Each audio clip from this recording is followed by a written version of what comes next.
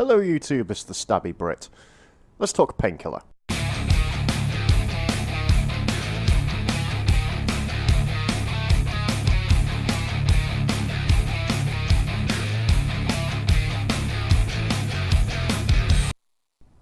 So, welcome to Painkiller.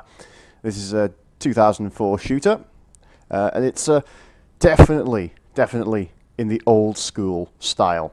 If you're used to modern first-person shooters, then trying to play Painkiller might be a bit of a shock for you, because the design ethos of this game isn't something you see very often anymore.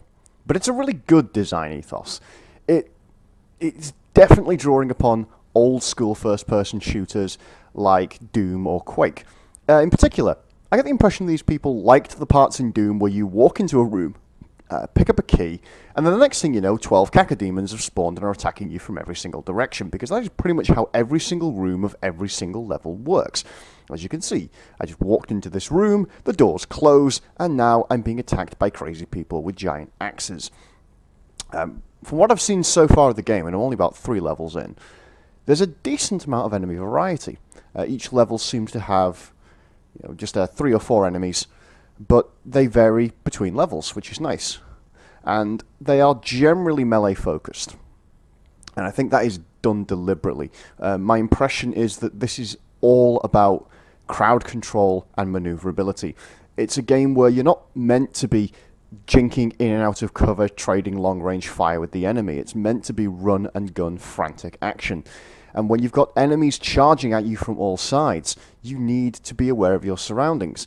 And this is an example here. You've got these crazy people who do have ranged attacks. They can throw their axes at you, which means you're not necessarily safe just backpedaling all the time. And you also have to be careful of the fact that they are not only attacking from 3 or 4 directions, you've got all these explosive barrels around, which anyone who's familiar with explosive barrels knows they can be as much a hindrance as a help. While you're fighting in these arenas, you also want to be on the lookout for secrets and power-ups. You can collect additional armor, you can obviously pick up more ammunition, which is important, and you can also gather souls from the dead. If you get enough souls, you basically activate a psychic berserk mode, where you can psionically crush your enemies. It's very, very entertaining. My only complaint is that the souls take an absolute age to spawn in, so usually by the time they start forming, I'm already stood somewhere else dealing with another wave of enemies. So yeah, as I say, I've only played 3 levels as of making this video, but I've enjoyed it. I enjoyed the level variety. The first level is kind of a graveyard. It's fairly straightforward, easy to move around. The enemies aren't that challenging. The second level, as you can see, it's once again wide open areas, but slightly different enemies, slightly more challenging. You've got these fast reapers, you've got the axe-wielding maniacs who can attack you at range, and there's another enemy later on which has a debuff effect. If you get hit by them, they basically look like undead wizards, and if they hit you, they will slow you down, which is obviously a bad thing when you're being charged by these melee guys. And then the third level kind of shakes it up a bit more by having similar enemies to the first level, but they add a ranged opponent, and they also have a lot more close quarter corridor fighting. So once again, you need slightly different tactics to deal with it. Assuming that carries on for the rest of the game, and I have no reason to doubt that it will, the result is pretty satisfying. It's incremental difficulty. You just get fed new weapons and new challenges, level by level, and I like it.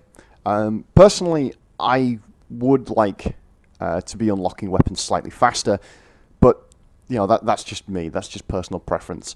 The game, I think, works as is, certainly from what I've seen. I mean, to be honest, in these games, I'm normally running around with a shotgun regardless. Again, third level, I unlock an additional weapon, but for most of the time, I was still just using the shotgun, because in old-school first-person shooters, the number of shotgun shells is basically another way of measuring your life bar. Overall, I really like this game.